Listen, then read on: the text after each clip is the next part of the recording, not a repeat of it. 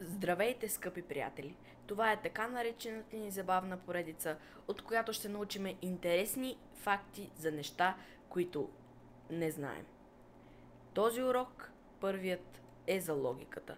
Ние много пъти на ден казваме думата логика, без дори да знаем какво означава логиката. Какво мислим за нещата?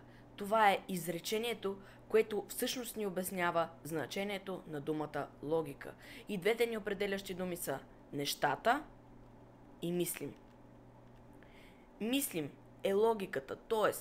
мисленето за нещата, а нещата – съзнанието. А знанието е математика, география, история, биология, физика, предметите, които се учат в училище.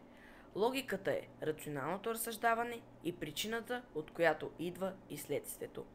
От преди много време, още преди Христа, е имало един древногръцки философ, наречен Сократ.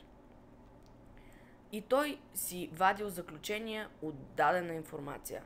А равно на Б, Б равно на С и си изваждал заключението, че всъщност А е равно на С. Сократ е грък. Всички гърци са философи.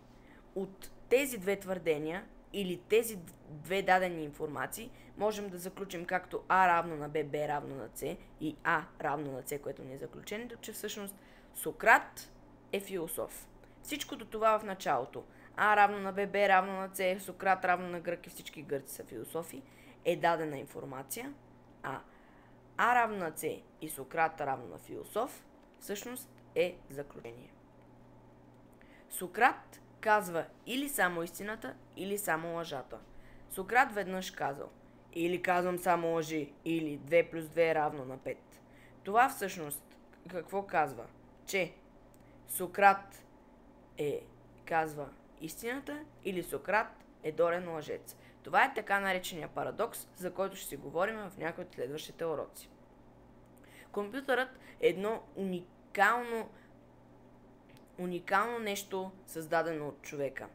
То всъщност в създаването му има само букви и само някакви изречения и само някакви неща, които могат да го направят само истински компютърни специалисти, докато ние виждаме готовия вариант, който е в картинки и илюстрации.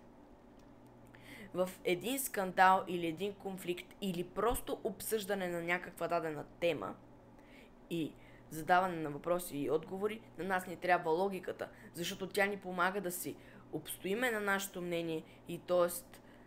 какво мислим за нещата. Логически задачи. Като кажем задачи, се сещаме за някаква математика и това ни става от една гледна точка неприятно. Затова задачи ще го махна и ще станат загадки. Така вече е по-добре. Ето, математически задачи.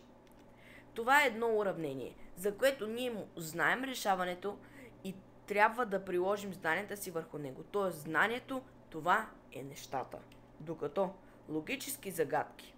Това е вече една таблица, в която има различни цветове и ние трябва да разберем какъв е цветът на в бялото квадратче, какъв цвят трябва да има и кои са пропуснатите цветове. И всъщност логическите задачи, това е вече какво мислим и как мислим. Ето, започваме от червения цвят. На първия ред имаме едно червено, на втория 2 червени, на третия 2 червени, на четвъртия 4 червени. Имаме 1, 2, 2, 4. Нямаме никакво съответствие. Затова трябва да стане 1, 2, 3, 4. И така на място на едното бяло квадратче си попълваме едно червено квадратче. Продължаваме с зелените. На първия ред 1, на втория 2, на третия... на първия 1, на втория 1, на третия 1 и на четвъртия 1. Тоест всичко си е наред при тях. С жълтите. На първия 3, на втория 2, на третия 1 и съответно на четвъртия трябва да имаме 0. На първия ред при сините имаме 2, на втория 2, на третия 2 и на четвъртия отново трябва да имаме 2, а пък понеже и това е единственият цвят, който ни остана, и за това си попълваме на празното място синьо квадратче. Това е една задача, която сега ще ви я дам за следващия път, а вие пишете в коментарите решението.